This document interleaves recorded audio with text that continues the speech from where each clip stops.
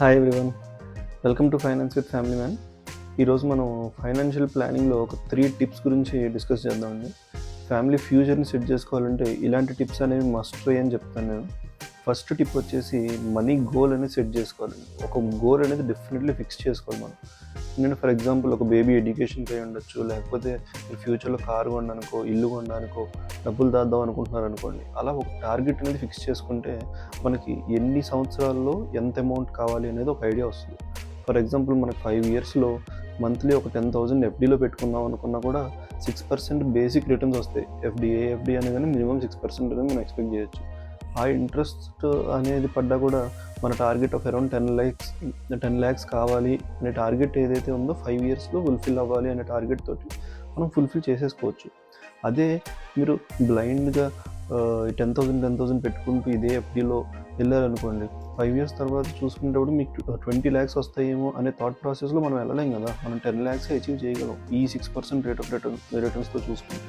So అలాగా మన target ఏంటి, మనం ఇన్వెస్ట్ చేస్తున్న దగ్గర ఎంత రిటర్న్స్ ఎక్స్పెక్ట్ చేయొచ్చు, మనకి ఎంత టైం ఉందో, ఇలాంటివి మనం గోల్ అనేది సెట్ చేసుకోవడం వల్ల ఒక క్లారిటీ వస్తుంది. For example short term goals ఉంటాయి, లైక్ ట్రిప్స్కి వెళ్ళడము, లేకపోతే ఒక ఫోన్ కొనుక్కోవడము, ఇలాంటివి ఏదైనా ఉంటే షార్ట్ టర్మ్ గోల్స్ అనమాట. ఈ షార్ట్ టర్మ్ గోల్స్ వల్ల ఏంటంటే 50,000 లేకపోతే ఒక 1 lakh రూపీస్ మనకు అవసరం పడుతుంది.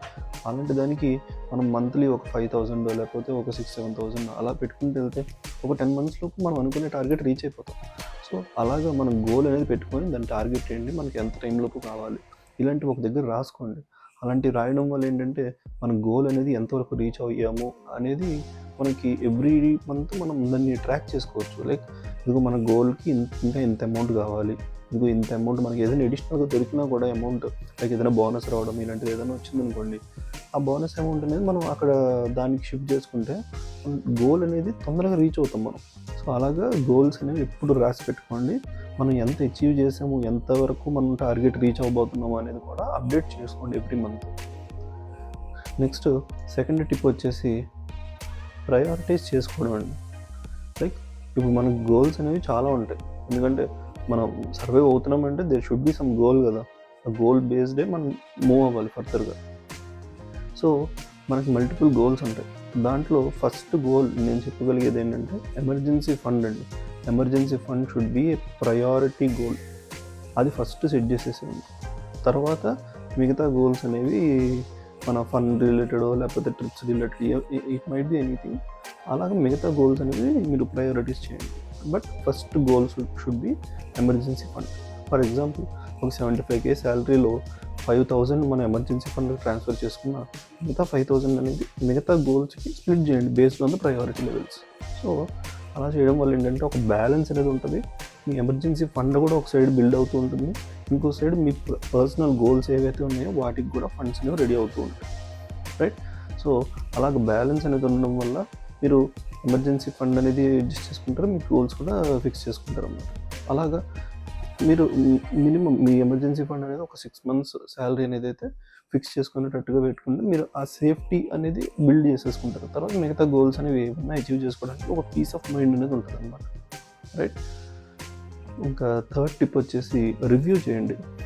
ఇప్పుడు గోల్స్ అనేవి మనం సెట్ చేసుకుంటాం, బట్ వాటిని రివ్యూ చేసుకోవాలి. ఫర్ ఎగ్జాంపుల్ ఇప్పుడు లాంగ్ టర్మ్ గోల్ ఉందనుకోండి, రిటైర్మెంట్ లాంటి పెద్ద గోల్స్ ఉన్నాయి. ఎవ్రీ 6 months ఒకసారి మీ గోల్ అనేది ఎంతవరకు రీచ్ అయ్యారు. లైక్ ఫర్ ఎగ్జాంపుల్ మన మైండ్లో టార్గెట్ ఉంటుంది, ఇప్పుడు మనం ఒక 30 crores లేకపోతే ఒక 20 crores అచీవ్ చేసిన తర్వాత మనం రిటైర్ అయిపోదాం అనుకుంటాం. మనం ఎవ్రీ 6 months ఒకసారి మన టార్గెట్ ఏంటి, మనం ఎంతవరకు రీచ్ అయ్యాం, ఇది మన టార్గెట్ని ఎంతవరకు హిట్ అవుతుంది, మనం ఇంకా ఏమైనా ఎక్కువ చేయాలా, లేకపోతే ఇంకెక్కడైనా వేరే దగ్గర ఇంకొంచెం అమౌంట్ ఇన్వెస్ట్ చేద్దామా, ఇలాంటివి మనం అప్పుడు రీబ్యాలెన్స్ చేసుకునే ఆప్షన్ దొరికిద్ది. అంతేకాని బ్లైండ్గా మనం 30 దగ్గర స్టార్ట్ చేసి 60 దగ్గర రిటైర్మెంట్ అని చెప్పి చేసుకుంటూనే పోతూ ఉంటే టార్గెట్ హిట్ అయ్యిందా లేదా, మనకు 20 crores అచీవ్ అయ్యిందా లేదా, లేకపోతే 30 crores అచీవ్ అయ్యిందా లేదా, ఇవన్నీ చూసుకుంటూ ఉంటేనే కదా మనం ఎప్పుడు ఆపాలో తెలుస్తుంది, లేకపోతే ఇంకా ఎక్కడ ఎక్కువ చేయాలో తెలుస్తుంది. నేను ముందే చెప్పాను, కాంపౌండింగ్ అనేది మ్యాజిక్ అండి, దానికి కావాల్సింది టైం.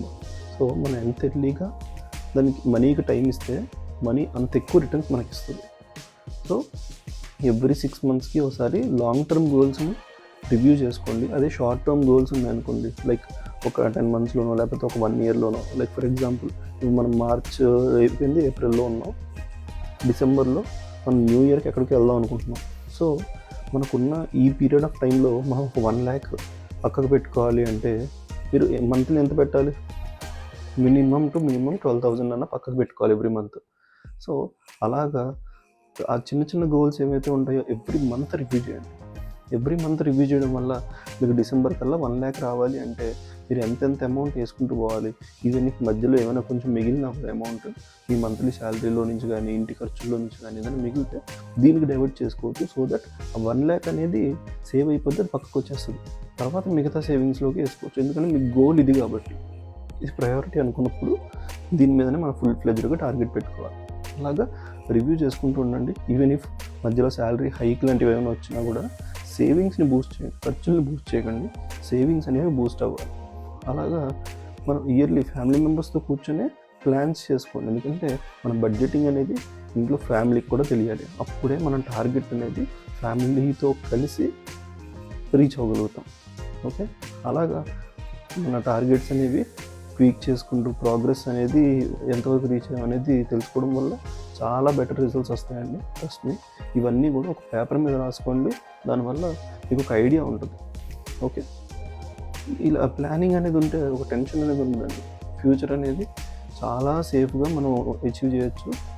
నేను ఒక ఫ్యామిలీ మ్యాన్లో టెస్ట్ చేశాను. ఇలా స్మాల్ గోల్స్ అనేవి చాలా బిగ్ విన్స్ ఇస్తాయి అండ్ మనకు ఒక డిఫరెంట్ సాటిస్ఫాక్షన్ లెవెల్ క్రియేట్ చేస్తాయి. ఓకే, డైలీ షార్ట్స్లో ఒక టిప్ గురించి డిస్కస్ చేస్తున్నాం అండ్ ఆల్సో లాంగ్ వీడియోస్లో డిస్క్రిప్షన్ అనేది ఇన్ డీటెయిల్డ్ డిస్క్రిప్షన్ అనేది ఇస్తున్నాం. సో సబ్స్క్రైబ్ చేయండి. రేపు పర్సనల్ ఫినాన్స్లో మిస్టేక్స్ గురించి డిస్కస్ చేద్దాం.